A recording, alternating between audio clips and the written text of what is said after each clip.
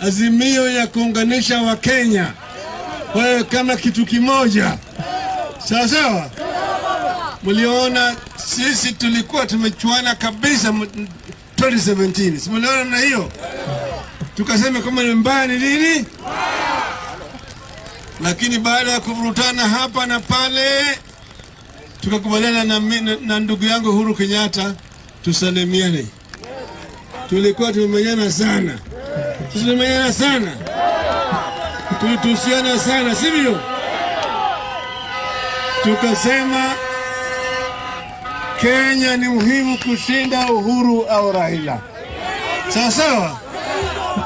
Tukasema turudi chini kule tulipoanza, kule tulipopata uhuru, tutaremusha Kenya kule pale tulianza, tuone pale tulikosea wapi. Hii mvua ilianza kutunyeshea wapi, ili tuweze kurudisha Kenya kwenye gurudumu kamili. Tumalize ubaguzi ya ukabila katika taifa letu. Tumalize ufisadi, wizi na hujuma ya mali ya umma. Tupate kazi kwa vijana wetu wote. Akina mama tuwainue juu. Unaelewa vizuri? Tuimarishe miundo msingi, kazi ipatikane. Tupigane na ufukara. Sawa?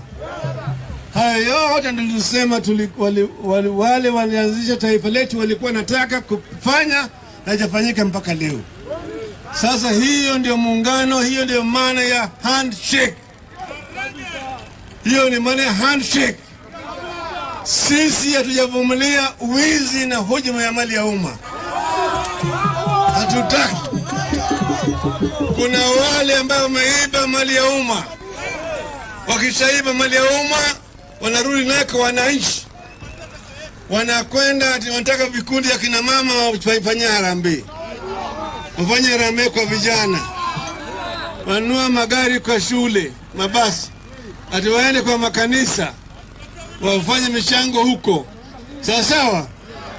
Sisi tunataka kuleta ukombozi kamili. Sababu tunaongea juu ya uchumi mashinani. Uchumi mashinani. Ianze kutoka kule juu.